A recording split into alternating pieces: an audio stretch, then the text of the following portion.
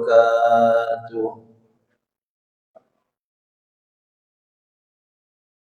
بسم الله الرحمن الرحيم. بالنية لرضا الله ولحصول شفاعة رسول الله صلى الله عليه وسلم ولقضاء حوائجنا وحوائجكم من حوائج الدين والدنيا والآخرة ولفتوح قلوبنا وقلوبكم وقلوبهم فتوح العارفين فتوح العلماء العاملين والصالحين وعلى ما نووا بسلفنا الصالحون وإلى حضرة النبي المصطفى سيدنا مولانا محمد صلى الله عليه وسلم وعلى آله وأصحابه أجمعين. إلى حضرة سلطان العارفين سيدنا الشيخ عبد القادر الجيلاني رضي الله عنه وسيدنا الشيخ عبد الحسن علي الشاذلي رضي الله عنه المشايخ التواشي الأحياء منهم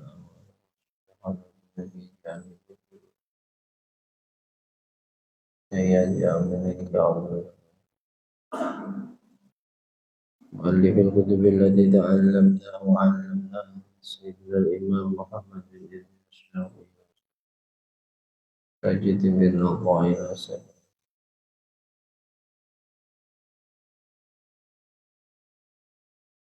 رحمهم الله وأجركم الله. الفاتحة.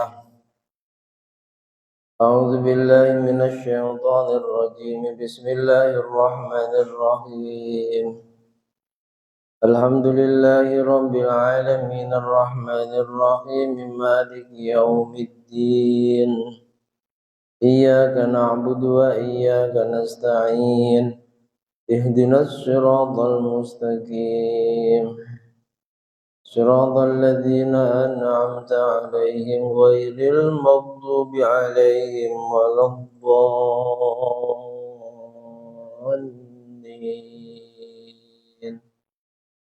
رب اغفر لي ولوالدي وللمؤمنين آمين.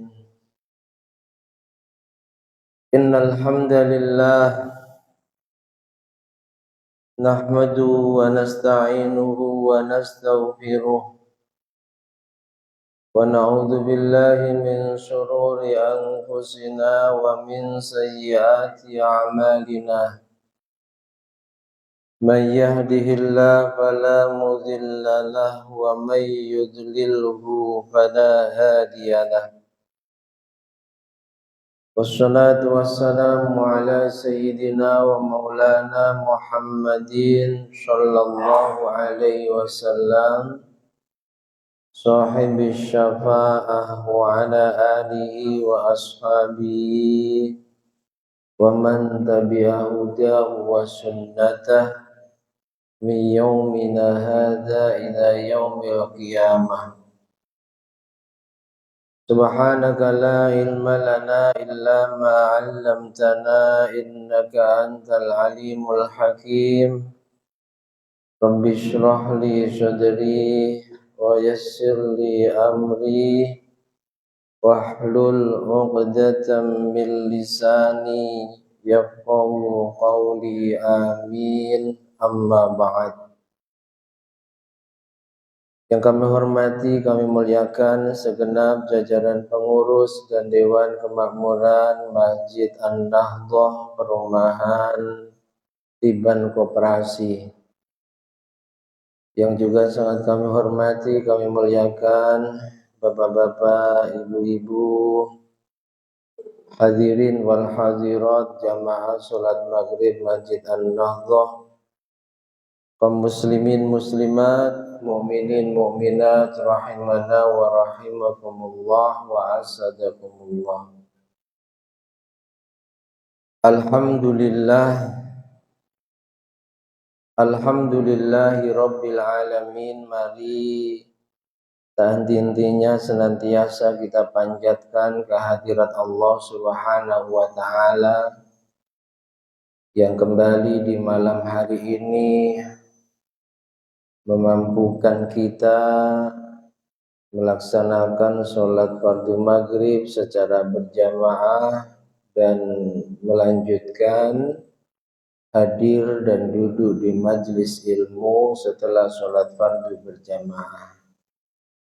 Semoga Allah benar-benar meridhoi kegiatan kita ini menjadi kegiatan yang membawa keberkahan, kemanfaatan juga kemaslahatan untuk agama dunia sampai akhirat kita. Amin amin Allahumma. Salawat salam semoga senantiasa tercurah limpahkan kehadiran beliau junjungan alam Kanjeng Nabi Muhammad sallallahu alaihi wasallam dengan ucapan doa Allahumma sholli wa sallim ala Sayyidina Muhammad wa ala ali Sayyidina Muhammad. Semoga kita semua kelak di hari kiamat benar-benar mendapatkan syafaatnya Rasulullah Muhammad sallallahu alaihi wasallam. Amin amin Allahumma.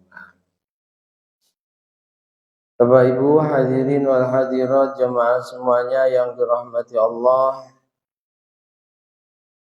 Kajian rutin kitab hikam kita malam hari ini pembahasan hikmah yang ke-86. Lewat hikmah ini beliau Syekh Tajuddin bin Athaillah Sakandari memerintahkan kepada kita, menasihati kita agar selalu mencari kemuliaan yang abadi, yakni kemuliaan yang datangnya dari Allah Subhanahu wa taala. Bismillahirrahmanirrahim. Qala al-muallif rahimahullahu ta'ala wa nafa'ana bihi wa bi'ulumihi wa bi asrarihi wa bi anwarihi fid dharain amin. Beliau Syekh Tajuddin bin Athaillah Sakandari berkalam, idza aradta ayyakuna laka izzun la yafna fala tasta'izzanna bi'izzin yufna. Idza aradta, ketika kamu ingin, ayyakuna laka izzun la yafna, mendapatkan keagungan, kemuliaan yang abadi, yang tidak pernah rusak, yang tidak akan sirna, fala tasta'izzanna bi'izzin yumna, maka jangan sekali-kali kamu berharap, kamu membanggakan kemuliaan yang tidak abadi, kemuliaan yang bisa rusak dan bisa sirna. Kita diperintahkan untuk berupaya mencari dan akhirnya mendapatkan kemuliaan yang abadi. Bapak Ibu jemaah semuanya yang dirahmati Allah, maksud dari kalam ini, manusia ini banyak yang mencari kemuliaan lewat berbagai macam jalan dan cara. Ada yang mereka ingin mendapatkan kemuliaan tersebut lewat harta, sehingga dia mencari harta sebanyak-banyaknya sebab dia memiliki pemahaman yang punya harta merekalah yang mulia. Ada lagi yang mencari kemuliaan lewat jabatan dan kekuasaan. Sehingga banyak manusia yang berupaya maksimal bagaimana supaya dia memiliki jabatan, memiliki kekuasaan, menjadi pejabat, menjadi penguasa. Dengan berbagai macam cara sampai naudzubillah terkadang menghalalkan segala cara. Ini tujuannya hanya ingin mendapatkan kemuliaan di mata manusia lewat jabatan dan kekuasaannya. Ada lagi yang sepertinya baik, ingin mendapatkan kemuliaan lewat ilmunya. Padahal jika paham, yang penting belajar yang benar, lalu lewat ikhtiarmu Allah kasih ilmu.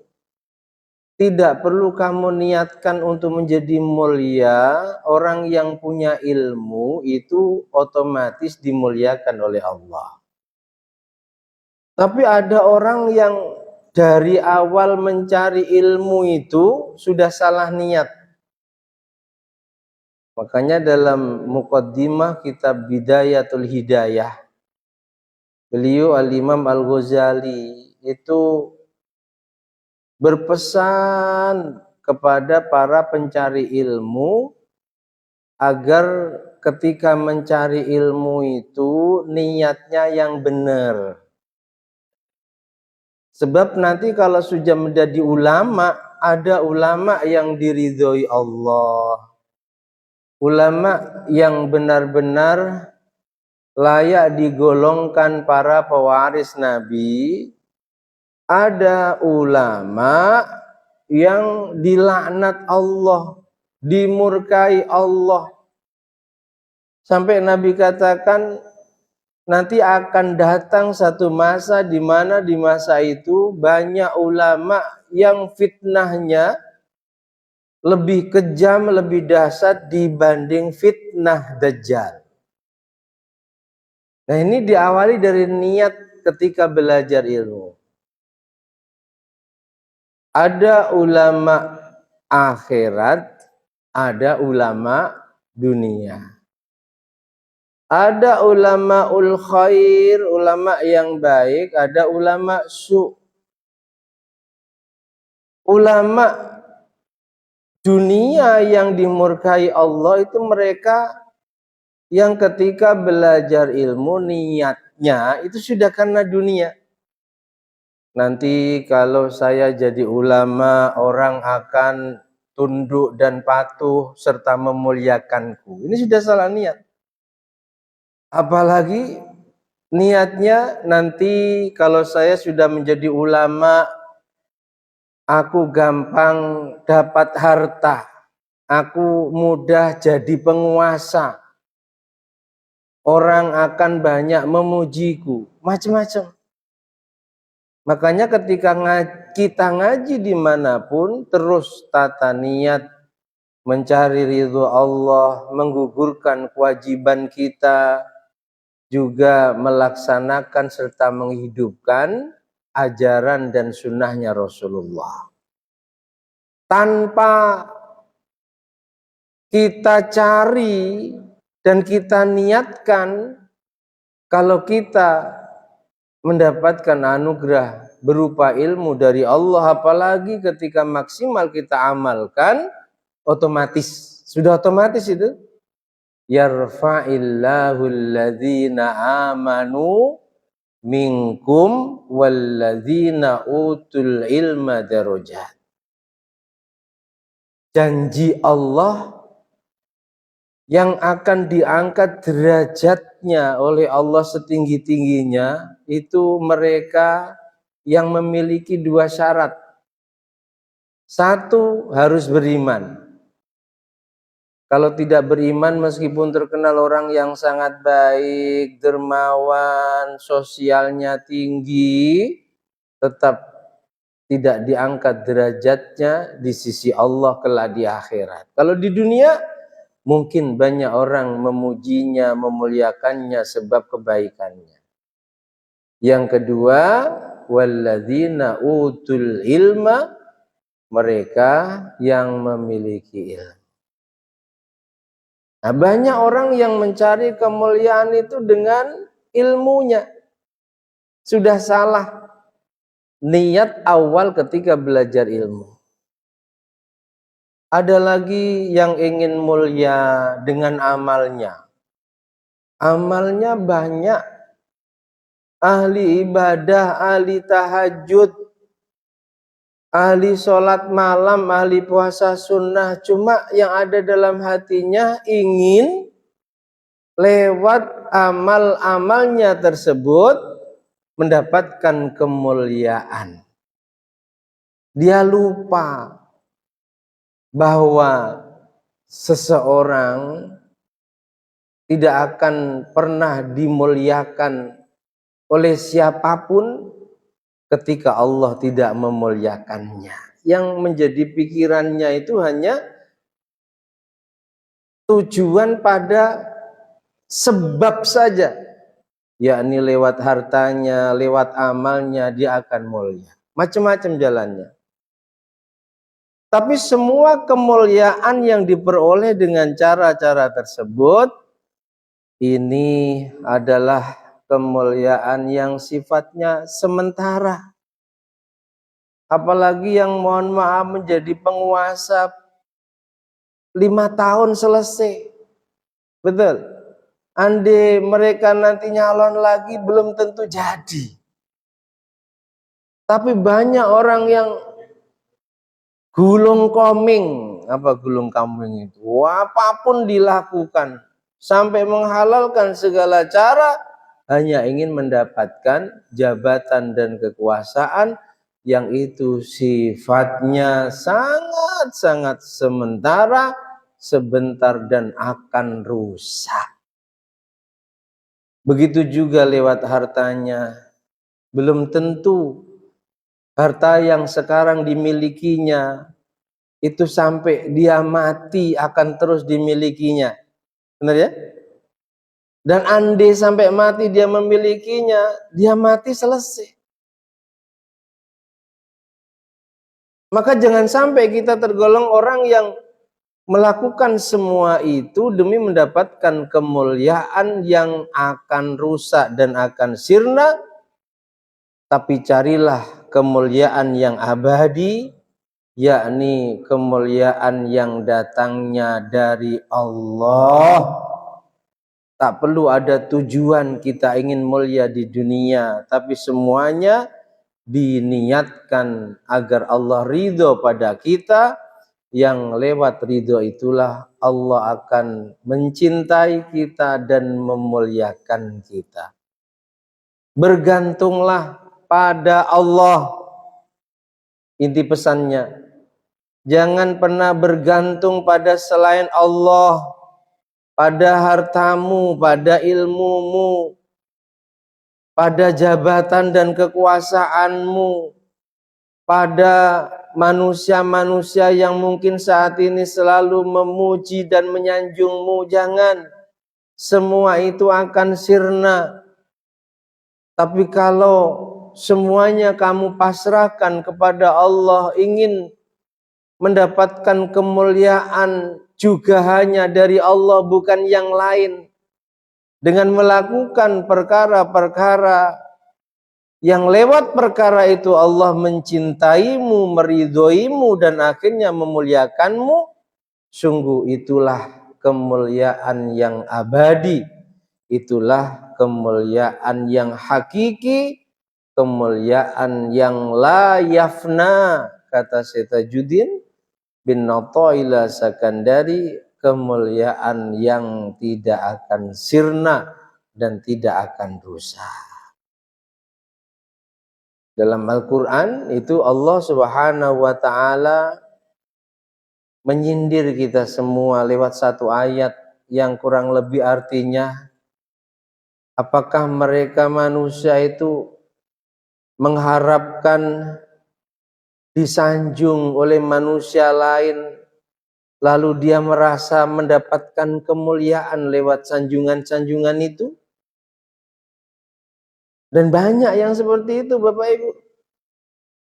Ketahuilah bahwa sungguh kemuliaan yang hakiki, kemuliaan yang abadi, itu adalah kemuliaan yang datangnya dari Allah Subhanahu wa Ta'ala.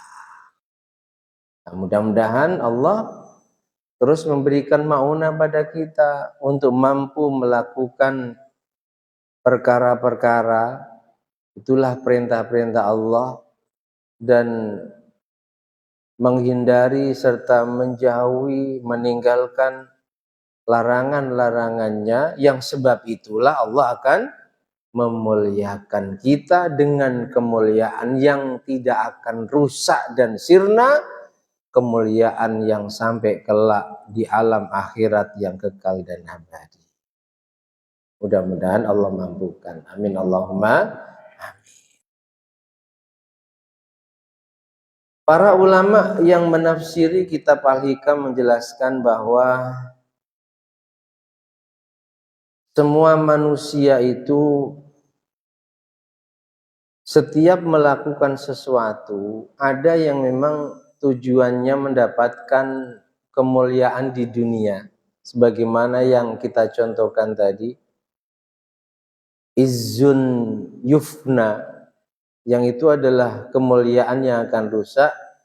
Dan ada yang benar-benar niatnya, selalu dia jaga niatnya untuk mendapatkan izzun la yufna, kemuliaan yang tidak akan rusak, kemuliaan dari Allah Subhanahu wa Ta'ala.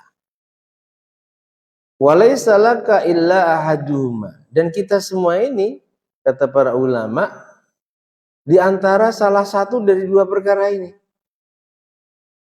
Kalau tidak mencari kemuliaan yang rusak, ya mencari kemuliaan yang abadi, kemuliaan dari Allah. Li'annahuma diddan la yastami'an, sebab dua perkara ini tidak akan berkumpul. Makanya mungkin melalui proses kita pernah di level setiap melakukan apapun, entah lewat amal kita, entah lewat harta kita, entah lewat ilmu kita, tujuan kita itu hanya mentok ingin mendapatkan kemuliaan dunia. Dan bisa jadi sampai sekarang yang ada dalam hati kita seperti itu. Nah, ini rubah yang tadinya tujuannya kurang benar seperti itu, benar niatkan karena Allah.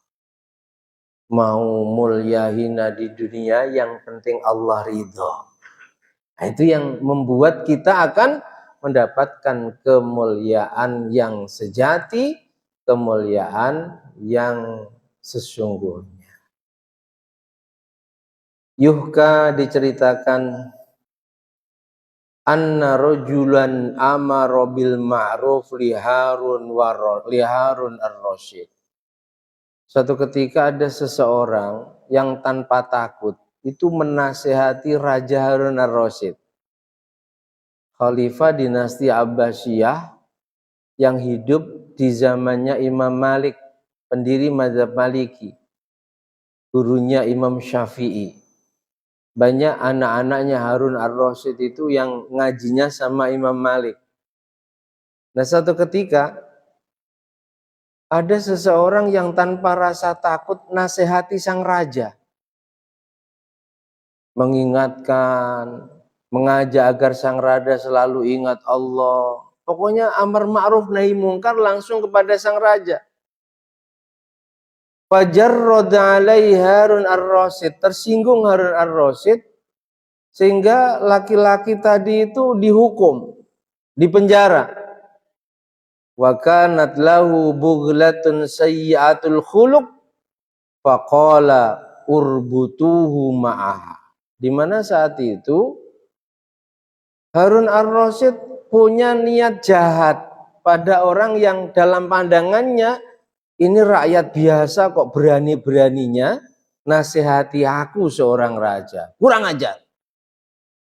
Diperintahkan untuk ditangkap, lalu dimasukkan dalam satu tempat, dan setelah masuk di tempat itu, Harun ar-Rasyid memerintahkan prajuritnya untuk memasukkan juga bigol.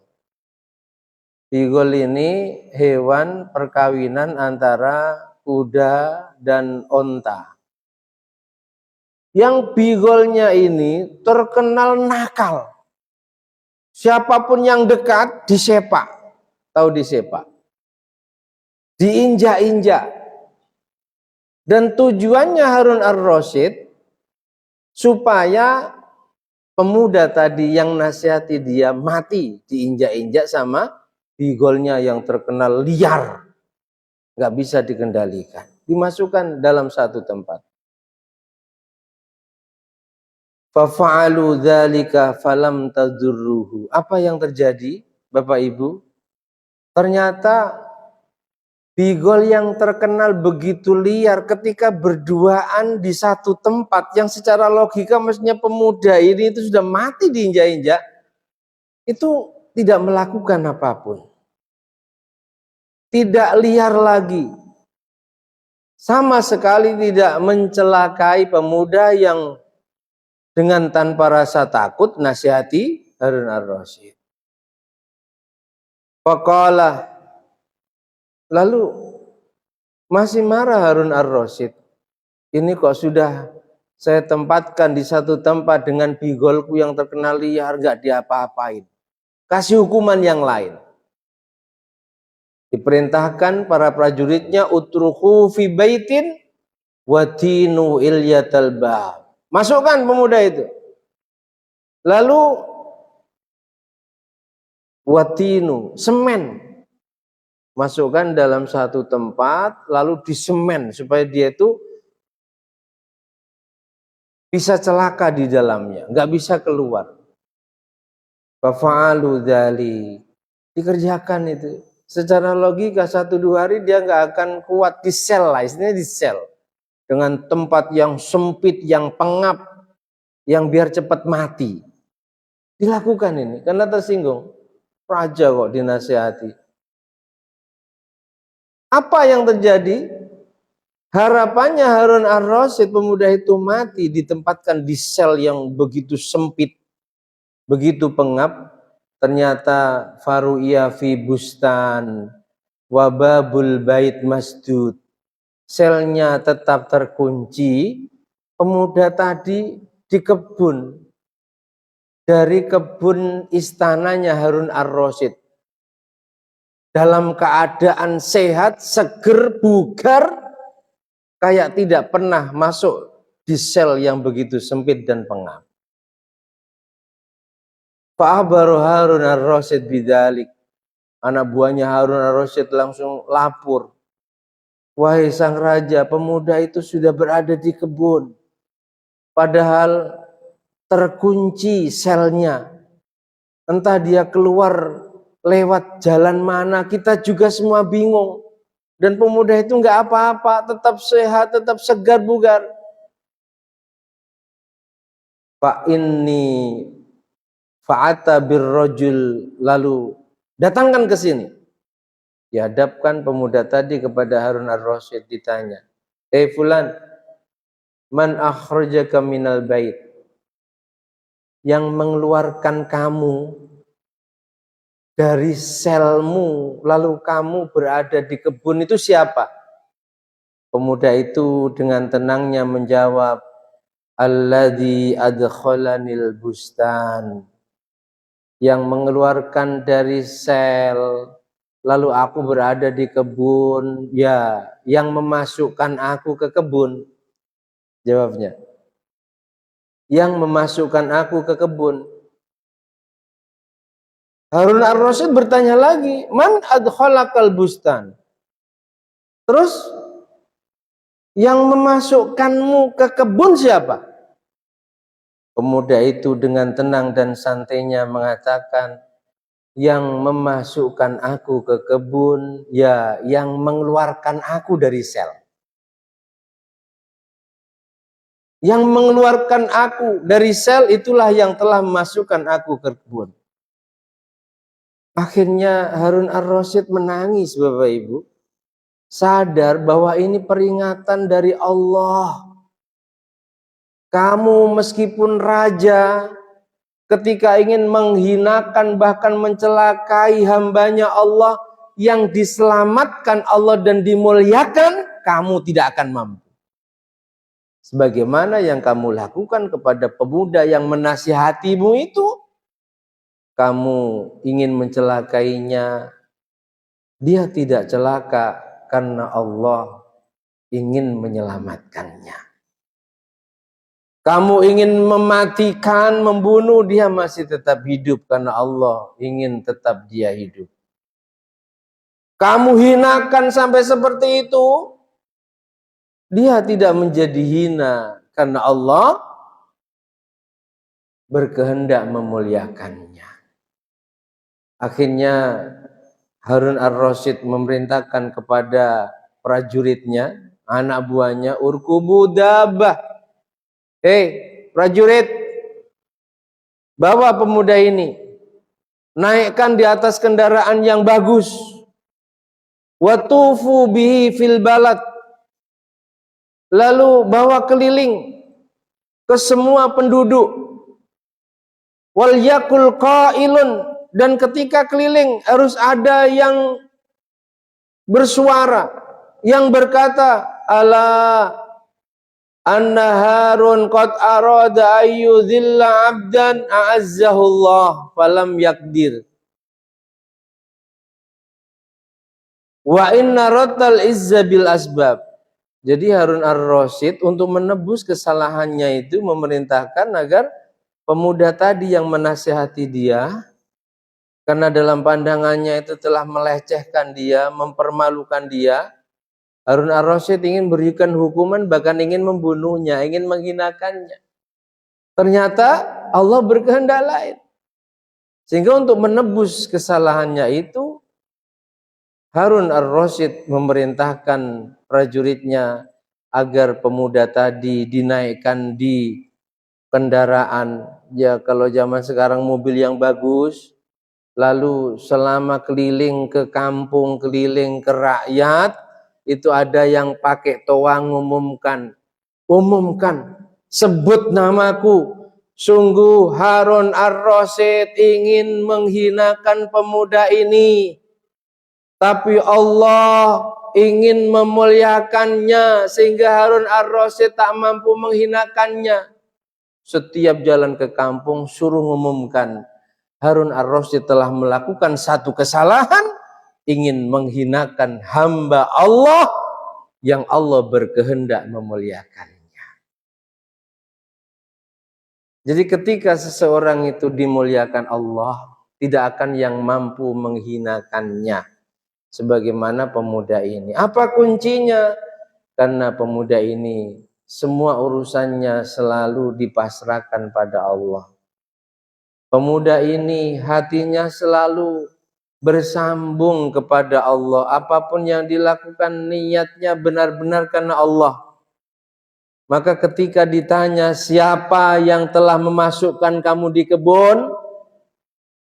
Wahai sang raja, yang telah memasukkan aku di kebun ini adalah yang telah mengeluarkan aku dari sel. Begitu ditanya balik sama. Siapa yang dimaksud? Huwallah, dialah Allah Subhanahu wa ta'ala. Cari kemuliaan yang abadi, yakni kemuliaan yang datangnya dari Allah, lewat maksimal menjalankan perintahnya, meninggalkan larangannya. Karena ketika Allah memuliakan kita, meskipun manusia, jin, bahkan iblis dan setan, seluruh makhluk ciptaannya berkumpul menjadi satu untuk menghinakan kita, Allah tetap akan memuliakan kita. Paham maksudnya ya? Jadi selalulah dikembalikan kepada Allah. Ada ayat dalam Al-Quran yang itu sebenarnya disunahkan dibaca setiap habis sholat fardu. Ayat itu berbunyi, syahidallahu annahu la ilaha illa huwa wal malaikatu qa'iman bil qisti la ilaha illa huwal azizul hakim. Innad dina indallahil islam. Sesungguhnya agama menurut Allah hanya Islam, gak ada agama yang lain. Yang diridhoi oleh Allah hanya Islam.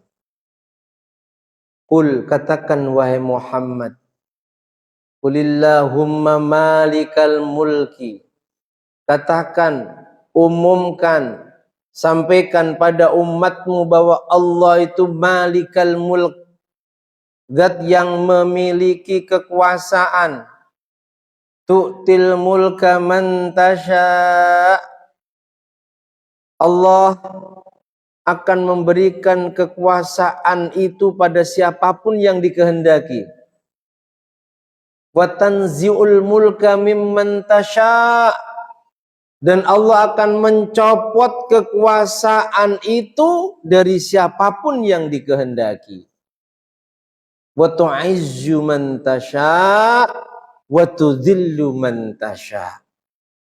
Allah akan memuliakan pada siapapun yang Dia kehendaki mulia, dan sebaliknya Allah akan merendahkan, menghinakan pada siapapun yang Dia kehendaki hina. Banyak contoh di dunia ini, dan itu adalah sejarah yang berulang. Bagaimana seseorang yang secara logika nggak mungkin menjadi seorang pemimpin karena politikus baru semisal, dia juga nggak punya uang. Di saat yang lain sudah kampanye pakai uang bertahun-tahun, ngumrohkan para marbot dan imam masjid bertahun-tahun, bantu bangun sana, bangun sini. Politikus baru ini sama sekali belum berkampanye. Jangankan berkampanye, keinginan untuk menjadi pemimpin saja itu nggak ada. Apalagi sampai jadi presiden. Ada itu. Tapi ketika Allah menghendaki yang sudah politikus senior, yang kampanyenya sudah 5 tahun lebih, ngumrohkan banyak imam masjid, banyak marbot masjid, bangun masjid, bantu sana, bantu sini, yang tujuannya agar menjadi presiden. Contoh ini, contoh ya. Jangankan jadi presiden. Di hari H ketika ada pendaftaran calon presiden, itu nggak bisa nyalon. Coba bayangkan. Tapi yang tadinya sama sekali nggak ada niat jadi presiden, jadi raja, jadi pemimpin, karena Allah menghendaki dia jadi pemimpin, dengan caranya Allah dia jadi pemimpin. Begitu juga sebaliknya, ketika Allah berkehendak ingin menghinakan seseorang, meskipun mungkin dia ingin jadi anggota dewan semisal, dia ingin menjadi wali kota semisal, dia ingin menjadi gubernur, bahkan presiden semisal, modalnya itu terbanyak dibanding calon-calon yang lain. Tapi ketika Allah menghendaki dia hina dalam pengertian tidak akan tercapai cita-cita dan tujuannya, meskipun semua rakyat mendukungnya, tetap wa tu'izzu man tasha wa tudhillu man tasha, akan hina sebab dihinakan oleh Allah. Paham? Jadi hina dan mulianya seseorang itu adalah semuanya terjadi atas kehendak Allah. Kalau kita sadar itu, jangan terlalu mengandalkan selain Allah. agar kita jadi mulia. Pasti kita akan kecewa di belakang harinya. Terus tata hati, terus kembalikan pada Allah, terus dipasrahkan segala urusan kita kepada Allah, sehingga andai kita mendapatkan kemuliaan, itulah kemuliaan yang hakiki, yang abadi, yang tak akan pernah rusak dan sirna, kemuliaan yang datangnya dari Allah Subhanahu wa ta'ala. Dan banyak Bapak Ibu kisah-kisah seperti ini, bagaimana orang yang secara logika nggak mungkin jadi orang mulia, ternyata ketika Allah berkehendak memuliakannya menjadi mulia. Nabi Daud itu hidup di zaman ada penguasa zalim yang memiliki kekuatan sakti dan bertubuh seperti raksasa, yang tidak ada yang mampu mengalahkannya. Orang-orang yang gagah perkasa, sakti, mandraguna, pemimpin-pemimpin, raja-raja, semua nggak mampu melaksanakannya. Tapi ketika Allah berkehendak memuliakan Daud yang jauh hari sebelum dia akhirnya diangkat menjadi raja dan nabi rasul, itu Allah dengan caranya mampu membuat Daud mulia dengan mengalahkan Raja Jalut yang terkenal kesaktiannya dan terkenal besarnya seperti raksasa. Satu contoh. Nah, mudah-mudahan Bapak Ibu, Allah Subhanahu wa ta'ala ini sekali lagi terus memberikan maunanya pada kita, sehingga kita mampu menjadi hambanya yang ahli istiqomah. Amin. Istiqomah menjalankan syariatnya dengan maksimal, yang sebab itu semua tak perlu diniati, Allah akan memuliakan kita, dan itulah kemuliaan yang hakiki, bukan kemuliaan dari selainnya yang akan rusak dan sirna. Kalau Allah sudah muliakan kita, maka itulah kemuliaan yang la yufna, izzun la yufna, kemuliaan yang tidak akan rusak dan sirna. Mudah-mudahan amin amin Allahumma amin. Makalah berikutnya at-tayyul hakiki, kita lanjutkan pada pertemuan yang beristiqomah. Allahu a'lam bishawab. Al-Fatihah.